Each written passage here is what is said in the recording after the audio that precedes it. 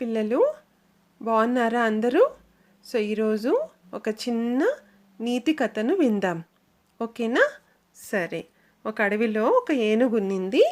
ఆ ఏనుగు ఒంటరిగా ఎవరైనా స్నేహితులు దొరుకుతాయేమో అని ఆశగా తిరుగుతూ కోతుల గుంపుని చూసి, మీరు నాతో స్నేహం చేస్తారా అని అడిగింది. కోతులు, అబ్బో నువ్వెంత పెద్దగా ఉన్నావో, మాలాగా కొమ్మలు పట్టుకొని ఉయ్యాలా జంపాలా ఊగగలవా? అందుకే మనకి స్నేహం కుదరదు అని అన్నాయి.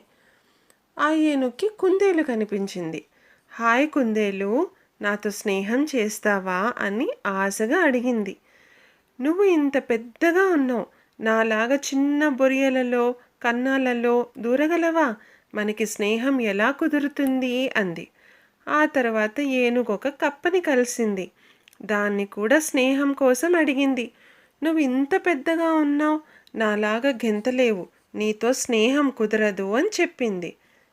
దారిలో నక్క కనిపిస్తే దానిని కూడా అడిగి కాదని పించుకుంది.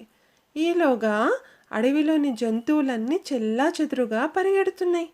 ఏమైంది, అంత భయంగా పారిపోతున్నారు అని ఒక ఎలుగుబంటిని అడిగింది. అయ్యో, పులి జంతువుల్ని వేటాడుతోంది అని చెప్పి పారిపోయాయి. ఏనుగు ధైర్యంగా తన స్నేహితులనందరినీ కాపాడాలని అనుకునింది. పులికెదురుగా నిలబడి, దయచేసి నా స్నేహితుల్ని చంపొద్దు అంది. నీ పని నువ్వు చూసుకో, నీకెందుకు వాళ్ళ గోల అంది పులి. తన మాట వినేట్టు లేదని ఏనుగు పులిని గట్టిగా కొట్టి బెదరగొట్టింది. పులి నెమ్మదిగా అక్కడి నుంచి జారుకుంది. ఈ విషయం తెలుసుకున్న జంతువులన్నీ చాలా సంతోషించాయి. నీ ఆకారం సరైనదే, ఇప్పటి నుంచి నువ్వు మాకు అందరికీ స్నేహితుడివి అని ఎంతో మెచ్చుకున్నాయి. చూసారా పిల్లలు? వద్దు వద్దు అని ఎవ్వరూ ఏనుగుతో స్నేహం చేయలేదు, కానీ చివరిలో ఆ ఏనుగే పులిబారి నుంచి అన్ని జంతువుల్ని కాపాడింది. కాబట్టి ఈ కథలోని నీతి ఏమి? స్నేహానికి నియమాలు లేవు. ఏ రూపం ఆకారంలో ఉన్న స్నేహం స్నేహమే. సో మీరు కూడా ఎవరితోనైనా స్నేహం చేసేటప్పుడు ఏ నియమాలు పెట్టుకోకండి. ఏ రూపంలో ఉన్న ఆకారంలో ఉన్న స్నేహం స్నేహమే. సరేనా?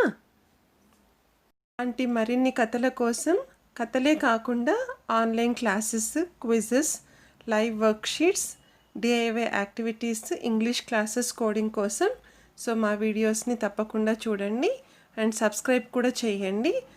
మా వెబ్సైట్ వచ్చి www.aimstoday.in.